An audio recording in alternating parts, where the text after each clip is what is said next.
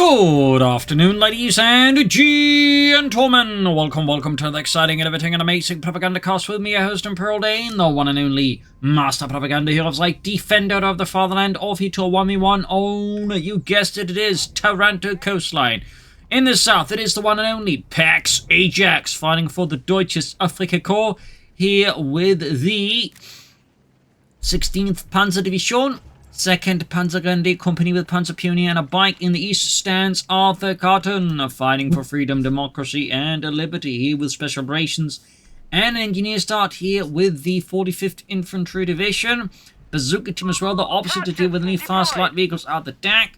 An interesting choice nonetheless. We got Panzergrenadier for Pax Ajax, as he's going for Armoured Support. So, as they're recording this video, they did pop out a stream where they actually talked about some of the upcoming balance changes, in a bit of a rare case.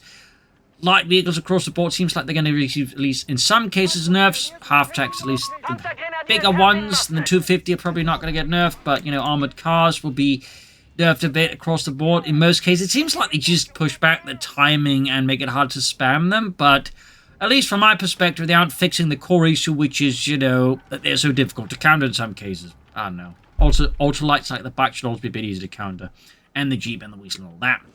Anyways, big thanks to my Patreon supporters, and a big thanks to those who keep commenting, like my videos. Helps out immensely. It just keeps making all these videos possible.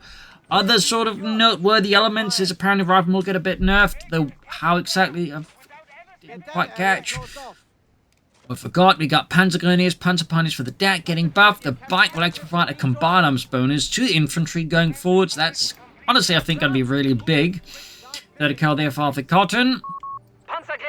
Plus some other changes, no sign of word on Fallschirmjäger or Fallschirmpioniere, tragically, or, you know, just A-moving anti-tank guns, but at least they're doing something, but whether or not that will be sufficient to, like, really shift things up, of course, is a different matter, but at least it should be, in some regards, perhaps a little less light vehicle-oriented, but I don't think it's because they're fixing, shall say, the core issue, which is, again, in many cases, the light vehicles are, like, specific ones are very tanky, and like able to like just, you know, do a lot for low cost. And I think the crucial part is getting the light vehicles that effectively are medium vehicles, which is basically, from my perspective, the problem is. Anyways, German forces moving forward. So we got Panzer Pioneer, we got the Panzer Grenadier, got the Western Victory Point, engineers moving towards here. Panzer Pioneer engaging there with the bolt action rifles, 30 cal there moving in. We got a second 30 cal for ArthurCotton, so no real infantry out of him. He might be going for a more stalling strategy here versus the DAK. Got Light Support Company almost done here. The flak failing, by the way, is going to get nerfed, so he can't suppress on the move. Actually has to stand still for that to happen. That's nerf. 30 cal turning up here. Panzer's moving forward. Going to get suppressed here out in the open. Pax, they're caught flat-footed. He's going for an MG-34 team of his own. Not entirely sure that's what he wants here against a lot of 30 cals from his opponent and no real infantry. Panzer Pioneer leading met with the 30 cal. And we got ArthurCotton here with a third 30 caliber machine gun here. I think it's mostly due to the map and, you know, again, some of its more constraints to it in terms of, like, there's effectively a lot of bottlenecks across the map here. So, of course, 30 cal to an extent can work, but at the same time, if Pax Ajax like goes hard in with, like, you know, armored cars or mechanized infantry, it could easily overwhelm this. I'm not entirely sure I'm fully on board with this personally. Side bike, Panzer of MG-34 teaming forwards for the glory of Deutschland. 30 cals moving in. That's 3 of them out for ArthurCotton. German infantry holding up here. Bike racing in behind one of the 30 cals. MG-34 teaming up. We got engineers retreating right past it. Fuel pump up north being hit. It's only a rather messy match here for now. Definitely not the usual DAK versus USF match, that's for sure. Fire support elements, though. Got superior fire drills.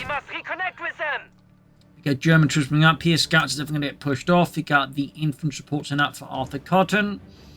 I'm guessing it's going to be relying on SSF commanders at some point with the Johnsons and their bazookas. Bazooka team swing up northwards here. And there goes Scout team in trouble with the Panzer Pioneer. And are quickly pushed off. Don't think he's going to be able to score a wipe here, but he did manage to, like, cut off the ArthurCotton from all his resources briefly. I mean, that's actually a pretty sharp play there by Pax. Less great than driving straight into the machine gun there outside of his opponent's base, but I like the way he just moved in and, like, just severed all supply lines over briefly there against ArthurCotton. That's a really savvy play there by Pax Ajax. And of course, perfectly Pax Ajax. 30 cal team that pushed out as German infantry very narrowly make it into cover there. Also, assault grenadiers are going to get buffed as well. Specifically, they're going to buff the assault grenades. So I'm guessing they might be close in that terms to, like, you know, the explosive power of, say, the Starstorm, at least the Gurkhas. You know, basically a more effective grenade assault. So that should obviously be a bit more impactful.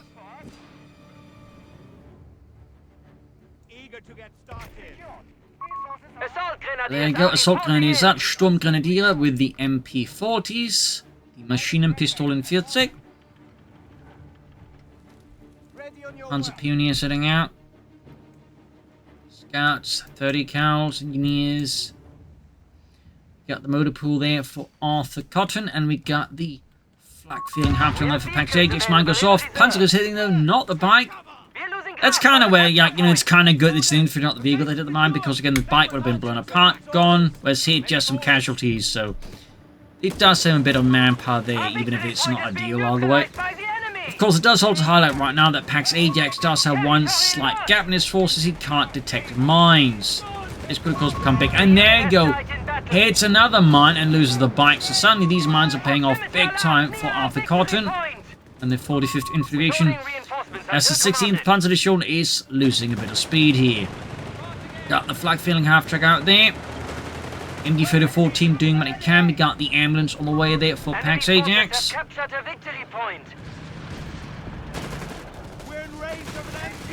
And that machine's not having a great time, and the other one's gonna have to withdraw as well there.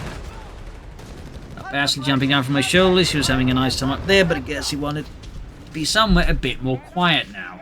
I don't know why. It's not like I'm talking a lot.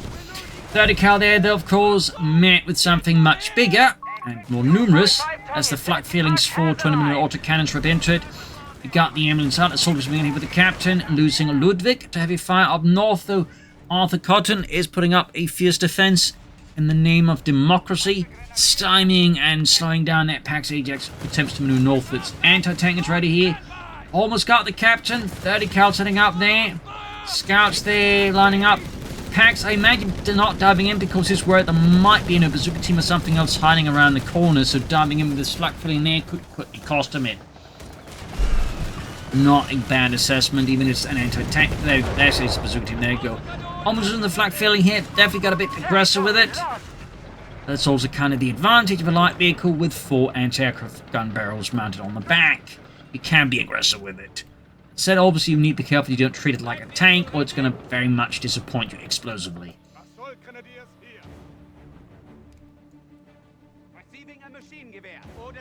MD-34 there was Panzergrenadier, the Maschinengewehr 34, which was the most produced machine gun in the German army.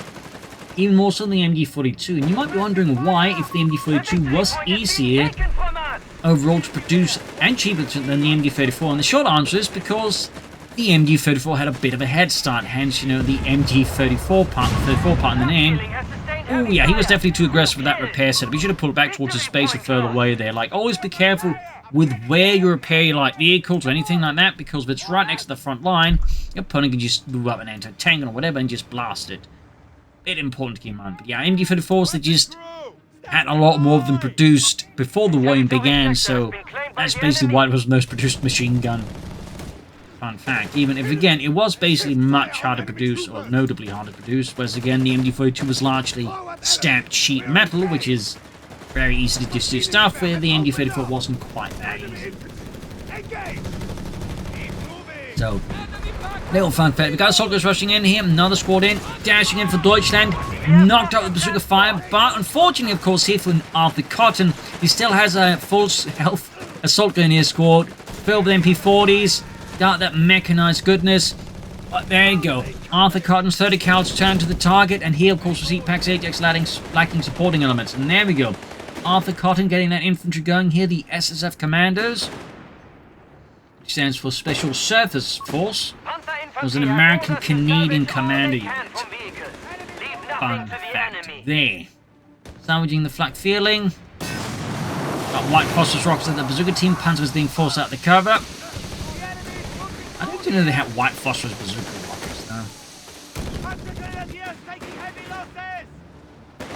Moving forward to the Panzerpioniere. Stielhandgranate fails to make much of an impact upon the South American troops. There you go, commanders are moving in with the Johnsons and the Garands there at the ready. Yeah, Johnsons and not say the Enfields, I don't know. But we're pushing forwards here. North bit of skirmishing here. Ambulance being rushed in. Another flak filling for Pax Ajax. I'm not so sure I'm a fan of going for another flak filling under current circumstances, but... Oh, satchel charge! Devious.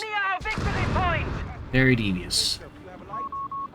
North here, 30 coming in the fuel point there, trying to keep it out of the German hands. Of course, this has already to an extent failed. The question is just how much more can he, shall we say, contain the damage being done to his economy. South though, men of the 45th pushing forwards here. Soldiers going for the flank here. We've got the captain engaging. We've also got a mine. He's a good work at ArthurCotton. Actually thinking ahead, covering the flank there with a mine. Thumbs up.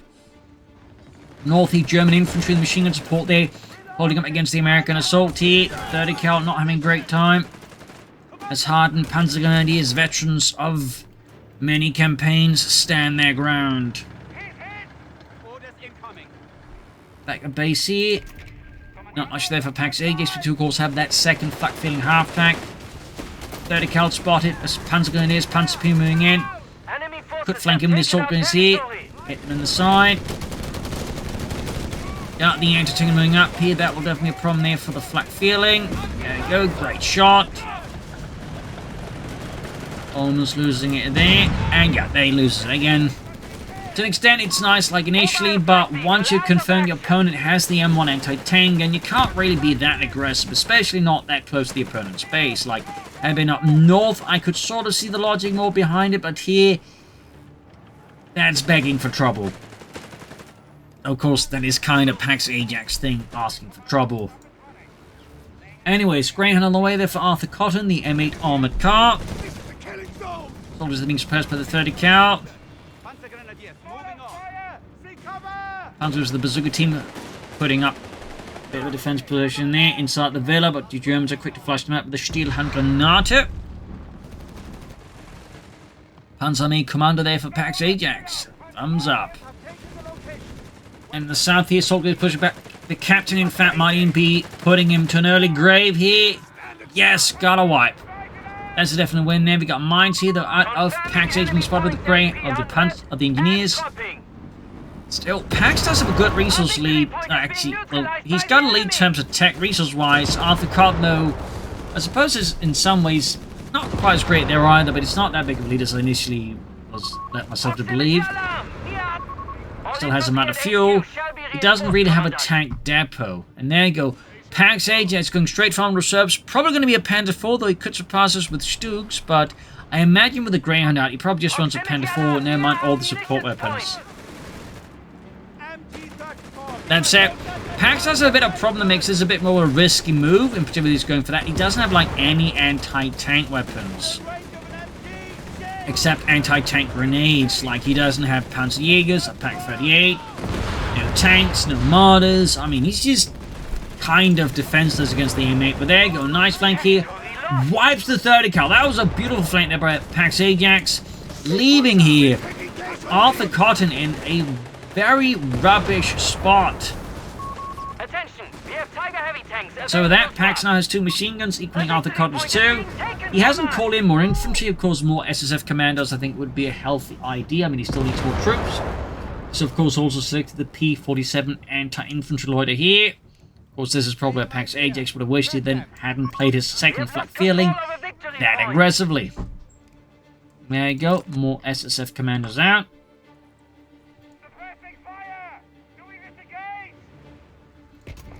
So, I imagine it's going to be a Panther 4 next, salvaging here for a bit of extra resources. All victory points are being snatched up here by the men of the 45th. We have Flammpanzers available to rout the enemy from their holes. Out of a dog company. Commanders of the basic ground southern point here. Machine guns, assault grenades, panzer grenades on the move. Another anti-tank for ArthurCotton, as he's probably expecting another, like some kind of armor here out of Pax Ajax, should in particular with him control this fuel point for a fair bit of time. Who's pushing the south here? That's it, man, to spread out, at least get some smoke grenades down fast. So far, none of these are happening. Okay, there we go. Get those down sooner. I feel like. Got the Flampanzer, got Panzerstorm. Got the machine gun at the victory point, but seeing as an American point, that's not really doing him too much for the time being. So, now you can go for a piece of armor there. Will it be the Panther 4? Will it be the Stugs? There's certainly arguments for both. And is the Panther 4 or Pax Ajax a most conventional choice? It also gives him a third Assault Grenadier Squad as a side note.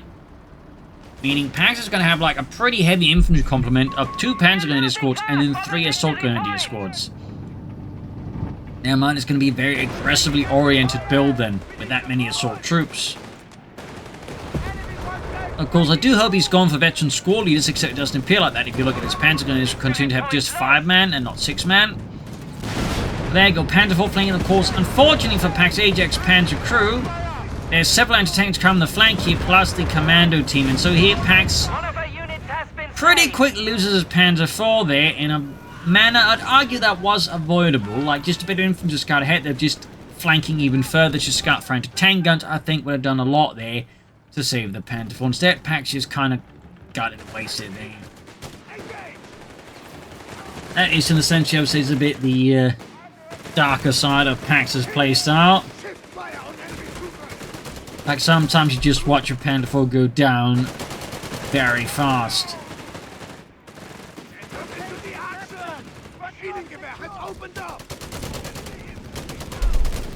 Soldiers being hammered in the 30 cal. Got white phosphorus there deployed.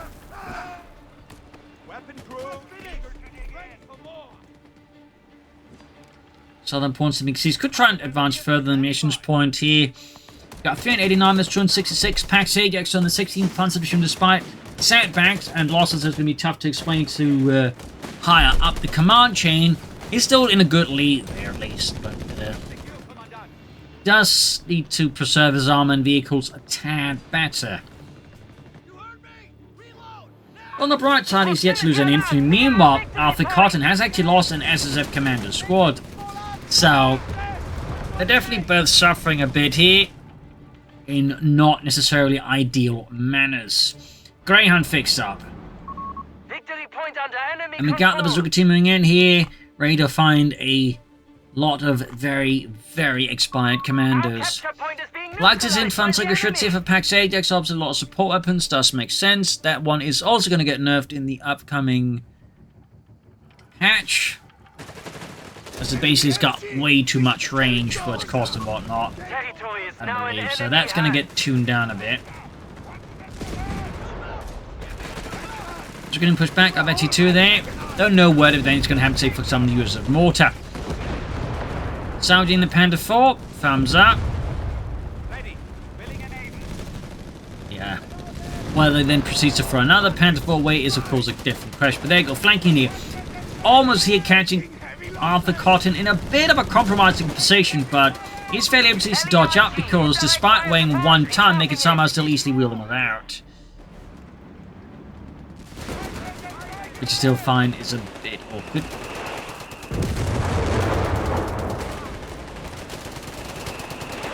Anyway, still firing down there, anti-tank firing in. Lacking more force to really, I think, make an impact here. Stukas, of course, I mean, could be something to consider here. There's a lot of, like, bunched up units. Good, you know, targets for Stukas, of course, in my opinion.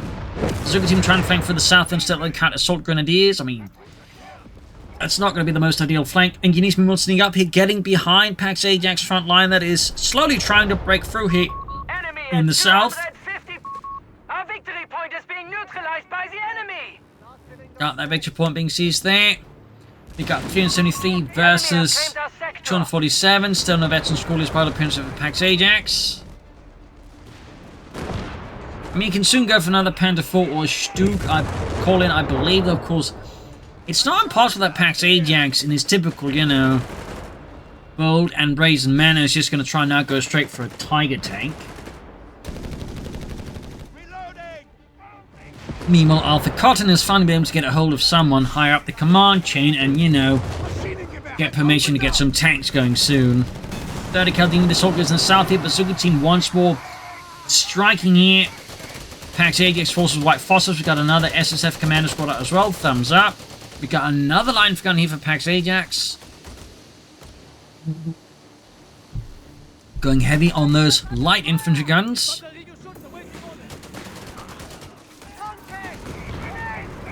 Grenades off here up north here. Further up north, soldiers trying to flank around with the map, the 30 cal, more crucial, the Greyhound. Second light infantry gun halfway done.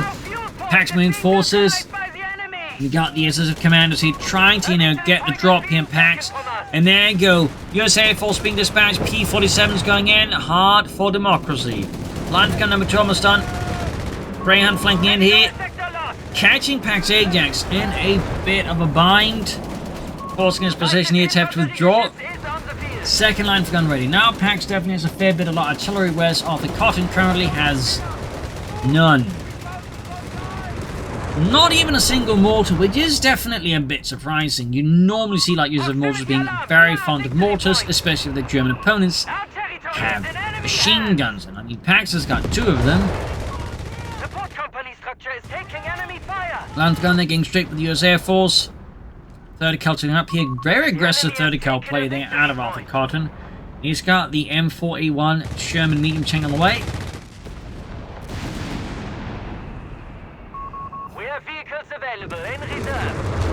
Bombarding that 30 cal there with high explosive 75mm shells. The line of guns force the 30 cal to retreat as is deeply exposed there. Northy Greyhound blasting through the walls there of the beleaguered machine gun team up there. Finding the position becoming increasingly uncomfortable to reside in.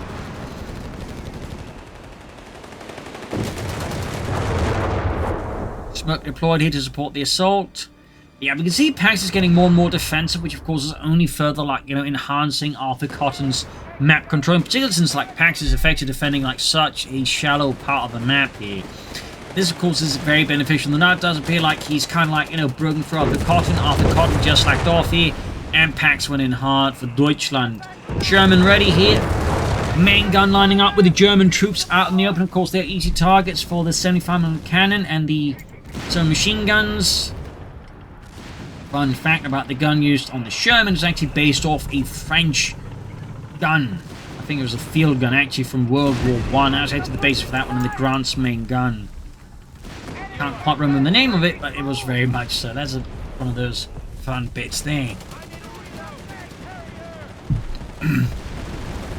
Anyways, south side here, ArthurCotton's assault, despite much enthusiasm, is broken apart here by German machine gun fire. And he is forced to withdraw here. The Sherman just kind of smoked out, so you can't really tell what's going on. Far up north, we got the SSF commander squad just entirely forgotten by ArthurCotton. Staring into the wall there, the cliff face, as if there was some kind of like message from the gods themselves would reveal before their eyes. Your commander isn't paying attention. Good lord. Oh no, he's hallucinating again. Oh, balls.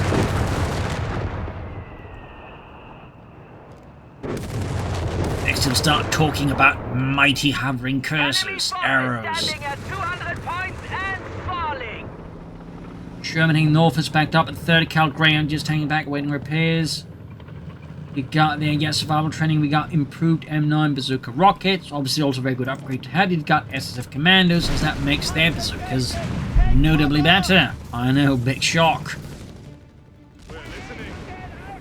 Hopefully, no one fell out of their chairs hearing about that one. Greyhound engaging German troops moving forward. And yup, Pax Ajax did indeed go for the Tiger tank. Probably again why he went for that very, defensive strategy. In this case, they was able to make it work, but not always something can make work easily. All the way, Tiger 1 out here, from the Schwere Panzerabteilung 504. Later, Schwere Panzerkompanie. Greyhound flanking in there, goes supported by the commandos and the MD-34 team. Obviously, it's going to be a bit undergunned, but the upgraded SS commandos should nonetheless provide some oomph versus the Tiger. North here, commanders in this mine. Troops flanking. That's a big flank here with Pax Ajax. A lot of assault troops. getting right behind here, ArthurCotton's front line. Tiger tank bashing through here like a bull in a china shop with a gun. But there you go, anti-tanks out in the flank there. Successfully penetrate the side and rear armor there with the Tiger tank repeatedly, highlighting a bit of a flaw there in the tactical plan there of Pax Ajax Tiger. So we'll need to repair that. Meanwhile, up north, line of gun got sent in. That's gotta be some kind of like, you know, screw up there in ordering. That's gonna hurt Pax Ajax for sure. I mean, I have no idea what happened there. I doubt Pax Ajax. Maybe Pax Ajax has an idea, but best I can sort of guess it's like maybe a misordering. Oh, that's great there for ArthurCotton. And of course, all the damage able to inflict on the Tiger tank fairly easy. We do have the S-mine launcher now unlocked, which is something only used on early Tiger tanks.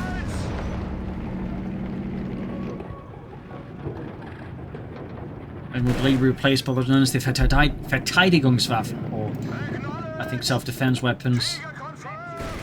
Now Verteidigungswaffen. Was basically sort of like, you know, little grenade launcher you could fire up through the roof, then either fire fragmentation rounds, flares, or smoke. Yeah, he's definitely, again, as you can see there, preparing way too close to the front line. Bit of a bad habit there, Pax is displayed there again, like, you know, sticking stuff that he wants repaired way too accessibly closer to the enemy front line, where again he can just easily move up the anti-tank guns and start blasting whatever Pax is repairing. It's definitely not something I would recommend the average player doing. One is definitely not something I could, like, you know, even remotely try and defend. That's just, you don't do that. Anyway, soldiers moving forwards here. We can see that once more ArthurCotton withdraws, but at this point, that's not too much of an issue. Like, he's already done immense damage to Pax Ajax from knocking out the Tiger tank, getting the infantry gun kind of like a freebie bonus.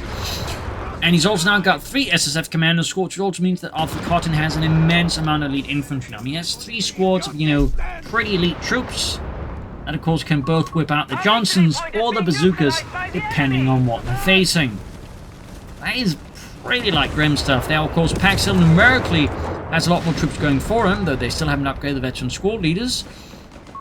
They're still, of course, not going to be, like, you know, lightweights to push over, but again, 3 SSF commander squads nonetheless presents a bit of a headache there for Pax's forces. In part because, again, these guys can easily switch to bazookas, and Pax is like 1 bazooka, that's it. So we'll have to see what he does. I mean, an option could be Panzer 3 or Flak 36. You could also have that for the Stooks, but the situation now for Pax Ajax obviously is a lot less great there. Like, his strategy, again, like all that defense there, you know, really relied on him, you know, not losing that Tiger tank as easily as he did. And once again, that happens. The rest of Pax Ajax strategy at this point kind of falls apart. A bit like, you know, Floridian meth addict's Ponzi scheme falls apart very quickly under scrutiny. We have only 250 points remaining. And that's basically the major problem right now here for Pax Ajax. The entire scheme just kind of fell apart though once the Tiger tank was lit up. So now he's going to have to put a lot more work into it. But again, just so many resources in the Tiger tank was just wasted. And at the same time playing defense. I mean, again, he's not really been inflicting like any severe losses for ArthurCotton either. So he's in a bit, many ways, quite disadvantaged. He's going to lose that machine team as well. They forgot about it. And it's buried. Later be found by archaeologists. So yeah, not ideally for Pax Ajax. Looking very ideal though for ArthurCotton. Who's basically beating up Pax Ajax at a very rapid pace. You can go for like another Sherman. Now you go for Hellcats, you go for the 105mm Shermans. All 3 of course acceptable, though I think just more Shermans at the moment would make the most sense. Or the 105mm Sherman. Hellcat I think would be a bit of a strange pick at this stage. You could also of course go for Whizbangs. I mean, that would arguably also be perfectly fine if anything. Commandant, you have available command points. Especially with Pax's, you know, playstyle current in this map and the nature of the map, a Whizbang could be a deviously effective choice, if anything. So, There's certainly an argument to be had there. Germans flanking in here. Pax, they're brief considering something, but deciding against it. Perhaps he's going to bet on those Stooks now, who knows? Meanwhile, American forces there. Sherman and Greyhound charging in. Another loiter here. We have vehicles available in reserve. Seeing Pax map control here further crumble away there. Support company structure is taking enemy fire. Reinforcing healing. But the situation for Pax is only getting further and further mired down in not ideal moments. We got smoke here to try and cover some of the treaty of the Assault Grenadier Squad, but A victory point is being taken from us. that obviously has its limitations. And in fact, obviously also ArthurCotton, so taking Pax Ajax in terms of pure victory points. And there you go, armor pushing in. He's got some anti-tank, and he's got that one bazooka on those Panzer Pioneers. But that's about really all here that Pax Ajax can muster at the moment against ArthurCotton, and the sheer numbers he can bring to bear.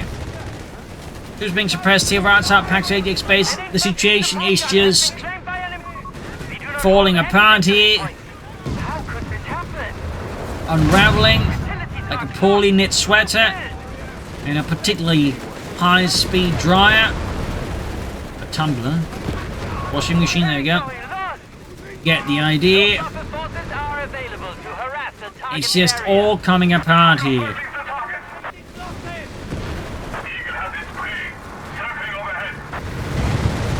There you go. A lot out of Pax Ajax as well, but just, again, not going to be that effective. We did get the Greyhound, which is nice, but that's about it.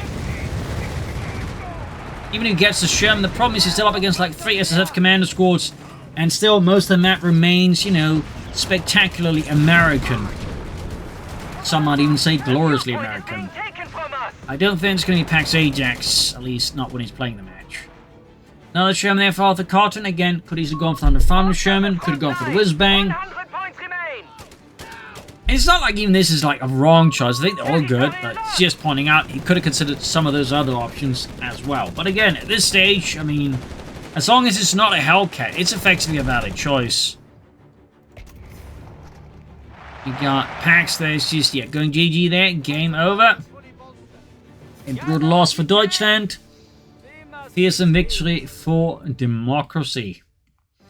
So there you go. Definitely not your most conventional match here on the map. Very or fairly non-meta play there for both sides. Pax Ajax, though, bit of some bad habits though with how he repairs his vehicles. Again, really good piece of advice, but don't repair close like the opponent's front line. In particular, they again, like, you know, got more than, you know, no anti-tanks. I mean, even they got one anti-tank, and you really need to, like, you know, be much more careful with where you start repairing your stuff. Like, had Pax Ajax just been a bit more careful for that, I think he'd be in a much better position.